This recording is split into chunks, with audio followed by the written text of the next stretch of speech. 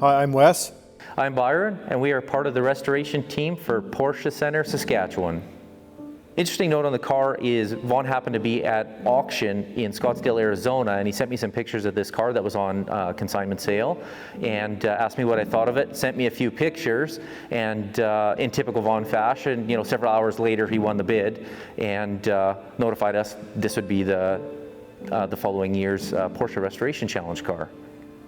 And we were just kind of curious right off the bat, like once we got it, like what kind of shape is this thing going to be? And judging by the last couple that we have done, specifically the last one was really bad. So it was quite a nice surprise to see that this one was actually all in one piece, not bungee corded together. Typically restorations like this can take between 12 and 15 months at least on a good day when you have everything you need. And especially with the 356 model, the complication is of course sourcing parts and pieces. Fortunate enough, this car was in remarkable condition compared to the last ones we've done, and we were able to save nearly all of the original components. So everything from wheels, hubcaps, most of the trim is all original refurbished on the car. And lots of stuff that we couldn't get otherwise. Obviously Porsche was able to supply us. Some of the stuff you have to replace, like wearable items, fuel hoses, lines, cables, things like that. So One Lock Porsche was able to get some of that stuff in record time for us, especially in the end of the time crunch. We ended up getting the motor in this specific car. It was within a couple days of due date, so right towards the end, it was a rush to the end. A 10-month build time would probably be just about impossible without the help of Porsche Heritage and their commitment to building reproduction parts and the pieces. Well, they're not reproduction, but reproducing the original OEM parts for people like us to be able to build these cars. The build all seems to have some milestone moments, so you kind of always put everything in terms of phases. So the car's a rotten buggy, it's really bad shape, you get through the metalwork and then it's like, okay, finally the metalwork is done, and then you can start focusing on, well, if only we could get it bodyworked and into paint. So you kind of have the next stage, you get it to paint.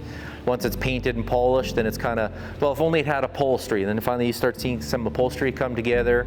Then like Wes said, the first fire up is always a milestone moment. You get it to fire up, you hear it for the first time in the car, and then we push it out of the assembly bay, we get it outside, and it's the first time you make it mobile. It's like, oh, it's got first gear, it's got second gear, it's got brakes, you mobile it, get it mobile in the parking lot, and then it's the first time you drive it around the block, it's safe. So everything's kind of in phases.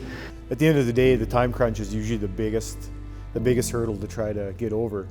It's all the aspects that are out of your control. We can pretty well handle everything inside the shop physically itself, but it's everything outside. So if we have a catastrophic issue with the engine and it's something that we're not physically taking care of, there's no way we can really overcome that. So we really rely on the rest of the team on those aspects as well, as in terms of mechanical, supplying us parts. So you really have to work with some synergy amongst everybody to basically make a project like this come together in such a time crunch situation.